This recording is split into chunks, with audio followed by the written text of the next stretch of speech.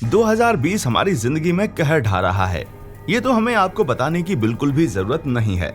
फिर चाहे वो महामारी हो, दुनिया भर की गिरती हुई इकोनॉमी हो, सैन्य विवाद हो, और हाँ, हम जान लेने वाले हॉर्नेट्स को भला कैसे भुला सकते हैं। पर क्या हो जब दो महामारियां फैलाने वाले वायरस एक ही साथ हम पर हमला करें। हाँ, सुनने में ये भले ही मजाक की तरह लग रहा हो, लेकिन साल 2020 में अभी बहुत कुछ बुरा देखना बाकी है, क्योंकि एक नया वायरस अभी अभी फैलना शुरू हुआ है। और चाइना के एक्सपर्ट्स का कहना है कि ये वायरस महामारी के स्तर तक जा सकता है।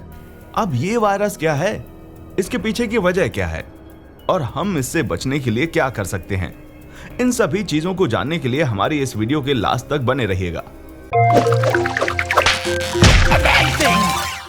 जून 2020 तक ये रिपोर्ट आ गई थी कि चाइना में एक ऐसा वायरस आ गया है जो कि काफी ज्यादा स्ट्रॉन्ग है। जो ये नया वायरस मिला है, ये एक तरह का इन्फ्लुएंजा है, जिसमें इन्फ्लुएंजा कई तरीकों से आता है। फिर चाहे वो कॉमन फ्लू हो, एवियन फ्लू हो, और तो और सबसे सिग्निफिकेंट केस स्वाइन फ्लू हो। और यही वो फाइनल कैटेगरी है जहां से ये वायरस आया है। स्वाइन फ्लू एक ऐसा इन्फ्लुएंजा है जो ज्यादातर पिग यानी कि सुअर को अफेक्ट करता है। पर इसका ये मतलब नहीं है कि ये सिर्फ इन्हीं तक सीमित रह जाता है। जो कोई भी इंसान इन्फेक्टेड सुअर के कांटेक्ट में आता है या फिर इसका मीट खाता है, उससे भी इन्फेक्शन हो जाता है। और दुनिया 2009 में इस चीज से पहले भी गुजर चुकी है, जब स्वाइन फ्लू नाम की महामारी ने पूरी दुनिया में अपना कब्जा जमा लिया था और बहुत ही भारी मात्रा में फैल चुकी थी, जिस वजह से इस महामारी के कारण लगभग 2,84,000 लोगों की मौत हुई थी। जहां इस वायरस से संक्रमित हर 4 में से एक व्यक्ति मारा गया। और आप कल्पना कर सकते हैं कि अगर ये इन्फ्लुएंजा और ज्यादा घातक होता तो ये इससे भी ज्यादा तबाही मचा देता। अब ऐसे में जो नया वायरस सामने आया है, ये अगर पुराने स्वाइन फ्लू वायरस से भी ज्यादा खतरनाक हुआ तो कितनी ज्यादा तबाही मच जाएगी, ये आप इन आंकड़ों को देखकर ही पता लगा सकते हैं। क्योंकि 2020 की जो पोजीशन है वो 2009 से काफी ज्यादा बुरी है। ऐसे में स्वाइन फ्लू को अब के समय में झेल पाना काफी ज्यादा मुश्किल हो जाएगा। अब सवाल यहाँ ये आता है कि हम एक्चुअली इसके बारे में कितना जानते हैं। तो स्टार्ट के लिए हम आपको बता दें कि इसका पूरा नाम G4EAH1N1 है। चलिए हम इसे अभी शॉर्टकट में G4 कहते हैं। और इस वायरस का पता तब चला जब चाइना के 10 राज्यों में करीब 30,000 सुअरों के स्वैब्स और टिश्यू के टेस्ट किए गए, जिसमें से 179 स्वाइन फ्लू के केस पाए गए। और ज्यादातर केस अभी हाल ही में आइडेंटिफाई हुए G4 के थे। ऐसे में बुरी खबर यह है कि जितने भी एनालिसिस किए गए हैं, उससे ये बात सामने आई है कि G4 के बढ़ते केस चेतावनी की तरह नजर आ रहे हैं, जो ये दिखाता है कि साल 2016 से ये केस काफी ज्यादा बढ़ गए हैं। और हमें पता है कि ये बहुत तेजी से कॉमन होता चला जा रहा है। लेकिन वो क्या चीज है जो इसे इतना ज्यादा खतरनाक बनाती है? तो दोस्तों, जो चीज इसे खतरनाक बनाती है वो और कुछ नहीं बल्कि वही लक्षण है जो दूसरी तरह के वायरस में भी मौजूद होते हैं। और इसमें वो भी वैरायटी शामिल है जिसके लिए ह्यूमन बॉडी में बिल्कुल भी इम्यूनिटी नहीं है। इसके साथ ही इसमें इन्फ्लुएंजा के मेमेलियन स्ट्रेन्स के भी लक्षण शामिल हैं, जो ह्यूमन इन्फेक्शन के खतरे को और ज्यादा बढ़ा देते हैं। वैसे तो आमतौर पर ये ज्यादा मायने नहीं रखता, क्योंकि इन्फ्लुएंजा के करीब 130 लक्षण होते हैं और मनुष्य में इसके केवल कुछ ही लक्षण प्रभाव डाल पाते हैं। लेकिन आपको ज्यादा खुश होने की जरूरत बिल्कुल नहीं है, क्योंकि G4 से इन्फेक्टेड इंसानों के केसेस भी सामने आने लगे हैं। ऐसे में ये कहना बिल्कुल भी गलत नहीं है कि ये जानवर से हम इंसानों में आ सकता है। उसी के साथ ही ये वायरस लगातार इंसान के सांस लेने के रास्ते में भी इन्फेक्शन फैला रहा है। और अगर ऐसा ही चलता रहा तो ये और ज्यादा तेजी से फैलना शुरू कर देगा। वो तो खुशकिस्मती से अभी तक ऐसा कोई भी केस सामने नहीं आया है जिसमें ये वायरस किसी इंसान से दूसरे इंसान तक फैला हो। लेकिन इस वायरस को लेकर डॉक्टर सबसे ज्यादा चिंता में इसलिए हैं क्योंकि इसके लक्षण अधिकतर साल 2009 में फैले H1N1 के लक्षण से मिलते हैं, जिसने स्वाइन फ्लू के जरिए भारी महामारी फैला दी थी। और इसी वजह से कई सारे वैज्ञानिक ये अनुमान लगा रहे हैं कि ये वायरस साल 2009 में फैले स्वाइन फ्लू के जीन्स का है। ऐसे में ये भी इंसानों से इंसानों तक फैल सकता है। और अगर ऐसा होने के कोई भी चांसेस हैं कि ये वायरस इंसानों से इंसानों तक फैलेगा, तो हमारे लिए बहुत बड़ी प्रॉब्लम खड़ी हो सकती है। यानी कि एक साथ 2 ऐसी महामारियां जो कि बहुत खतरनाक हैं। अब जैसे कि स्वाइन फ्लू को ले लीजिए, इसने पास्ट में लोगों की जान लेकर इंसानों को बिल्कुल हैरान कर दिया था, क्योंकि उस समय किसी को भी स्वाइन फ्लू महामारी के पीछे के कारण H1N1 के बारे में बिल्कुल नहीं पता था। अब हम सिर्फ यही उम्मीद कर सकते हैं कि G4 वायरस इंसानों से इंसानों में फैलकर 2020 की एक और आफत बनकर सामने न खड़ा हो जाए। अब सवाल यह आता है कि हम इस वायरस को फैलने से कैसे रोकें और कैसे G4 जैसे नए वायरस सामने आते हैं। तो China agricultural university, China animal health and epidemiology centre और लोवा स्टेट यूनिवर्सिटी के रिसर्चर के अनुसार ये वायरस ज्यादातर उन इलाकों से आ रहा है जहां पर जानवरों की हालत बहुत खराब है। स्टडीज में पाया गया है कि चाइना भी उन्हीं खेती की परेशानियों से जूझ रही है जिनसे सभी देश जूझ रहे हैं। हालांकि बस फर्क सिर्फ इतना है कि इनकी समस्याएं कुछ ज्यादा ही स्पष्ट हैं। उसी के साथ यहाँ पर एडमिनिस्ट्रेशन और इन्फोर्समेंट की कमी के साथ साथ उत्पादन में सावधानी ना बरतने के कारण हेल्थ इशू, सेफ्टी और हाइजीन जैसी दिक्कतें हर रोज देखने को मिलती हैं। और पशुओं के टेस्ट और साइंटिफिक एनालिसिस की कमी के कारण इस तरह ये सभी चीजें इन्फेक्शन को ज्यादा फैलने में बढ़ावा देती हैं, जैसा कि हम G4 के साथ देख रहे हैं। ये सबसे ज्यादा चिंता की बात इसलिए है क्योंकि चाइना में पशुओं के उद्योग में लापरवाही के कारण ये नई जानलेवा बीमारी का कारण बन सकता है जो इंसानों में भी ट्रांसफर हो सकती है। और इस तरह की बीमारी हमने पहले जो कुछ भी देखा है उससे ये कई ज्यादा खतरनाक साबित हो सकती है और ये इतना ज्यादा घातक रूप ले सकती है जिससे लड़ने के लिए इंसान अभी पूरी तरह से तैयार नहीं है। अब सवाल यहाँ ये आता है कि इस तरह की जानलेवा बीमारी आखिर आती कहां से है। तो सिंपल जवाब है जंगली जानवरों के मार्केट से। और जैसा कि आपने ये भी सुना होगा कि कोविड-19 भी चाइना की जंगली जानवरों की मार्केट से ही निकला है, जिसे वेट मार्केट भी कहा जाता है। अब वेट मार्केट एग्जैक्टली है क्या और क्यों ये इतनी डेंजर होती है? अगर साफ शब्दों में कहा जाए तो चाइनीज वेट मार्केट एक ऐसी जगह है जहां पर जिंदा जानवरों को बेचा जाता है। ये जगह बेहद अनहाइजीनिक है, यानी कि अगर हम हमारी भाषा में कहें तो साफ तौर पर इस मार्केट में जानवरों के साथ बुरा बर्ताव किया जाता है, क्योंकि इन्हें जिन पिंजरों में रखा जाता है वे बहुत ज्यादा गंदे होते हैं और इस तरह से जानवरों को छोटे से पिंजरों में रखने से इन्फेक्शन होने का रिस्क और ज्यादा बढ़ जाता है। वैसे तो इस तरह की कंडीशन अपने आप में ही बहुत ज्यादा बुरी है, लेकिन खतरा तो तब सामने आता है जब यहाँ पर छिपकली, चमगादड़ और भालू जैसे जानवर तक बेचे जाते हैं।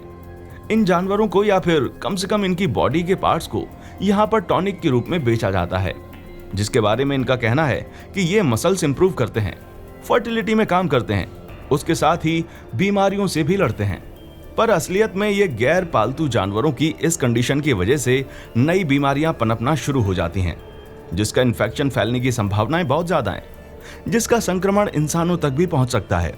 पर हम आपको बता दें कि चाइना की वाइल्ड लाइफ मार्केट और वहां पर पनपने वाली बीमारियों के पीछे एक काला सच छुपा हुआ है।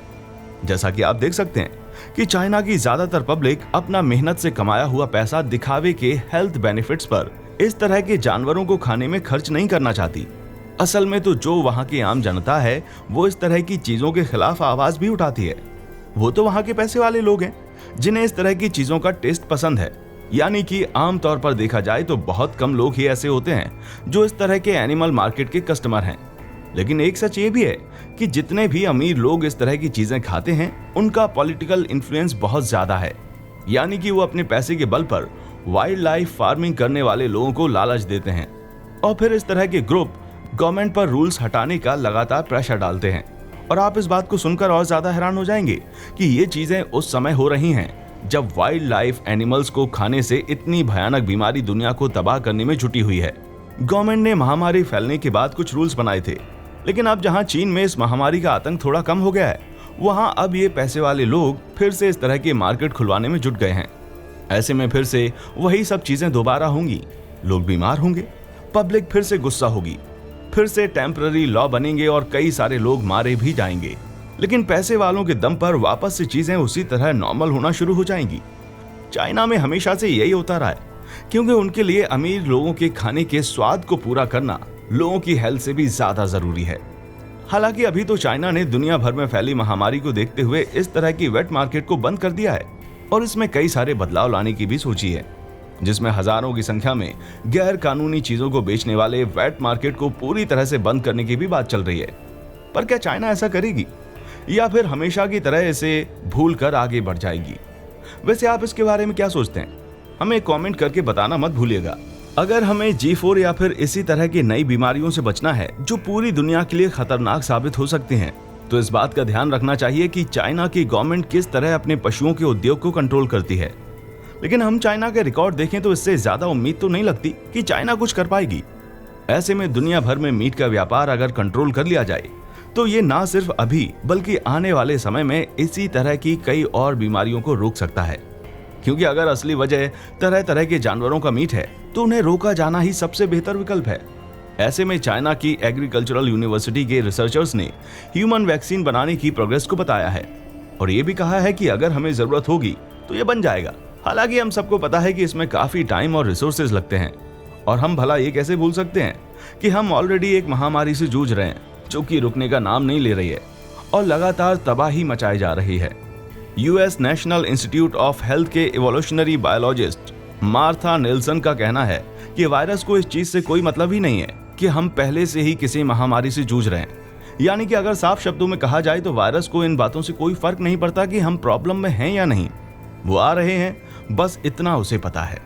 ऐसे में हमें पूरी तरह से तैयार हो जाना चाहिए क्योंकि अगर दूसरे वायरस ने अटैक किया और हम तैयार नहीं हुए तो इसका असर दशकों तक दिखाई देगा। खुशकिस्मती से हम इंसान बाकी चीजों पर भी काम कर रहे हैं जो कि कारगर साबित होनी चाहिए और G4 जैसे वायरस के लिए खतरा बनकर सामने आनी चाहिए। इस चीज को ध्यान में रखते हुए यूनिवर्सल फ्लू वैक्सीन यानी कि ऐसी वैक्सीन जो हर तरह के इन्फ्लुएंजा पर काम करे वो बनाई जा रही है। अब हर तरह के ना सही लेकिन अलग अलग तरह के इन्फ्लुएंजा को तो उससे खत्म किया ही जा सकता है। इनमें से कुछ वायरस के विभिन्न रूपों को बेअसर करने के लिए विशेष एंटीबॉडी का उपयोग करते हैं, जबकि अन्य वायरस संक्रमित कोशिकाओं को नष्ट करने में हमारी सफेद रक्त कोशिकाओं को उत्तेजित करते हैं। इन्फ्लुएंजा वायरस के अंदर प्रोटीन को टारगेट करके जो लक्षण काफी हद तक अलग नहीं होता है, इन संशोधित कोशिकाओं को थियोरेटिकल तरीके से प्रभावित करने वाले ज्यादा वेरिएंट में यूनिवर्सल रूप से कार्य करना चाहिए। इन सब के अलावा ऑक्सफोर्ड यूनिवर्सिटी और Massachusetts based biotech company Moderna जैसी जगहों पर लगातार प्रोग्रेस दिख रहा है, जिसमें हम कोरोना वायरस की वैक्सीन के नजदीक आते जा रहे हैं। ऐसे में आप ये कल्पना कर सकते हैं कि हमें कोविड-19 के लिए ज्यादा सिरदर्द लेने की जरूरत नहीं है। वैक्सीन अपने आप में लगभग 1 साल डेवलप होने में लेती है, लेकिन टेस्टिंग और अप्रूवल में काफी लंबा समय लग जाता है। पर जैसा कि पूरी दुनिया साथ मिलकर कोविड-19 के ट्रीटमेंट पर फोकस कर रही है, ऐसे में हम कह सकते हैं कि साल 2021 के बीच में ये अप्रूव हो जाएगी। हालांकि सुनने में ये अभी भी काफी ज्यादा समय लग रहा है, लेकिन अगर ऐसा हो गया तो ये अब तक की सबसे जल्दी बनने वाली वैक्सीन होगी, क्योंकि न्यूयॉर्क टाइम के ग्राफिक्स के मुताबिक वैक्सीन बनने में दशकों लग जाते हैं।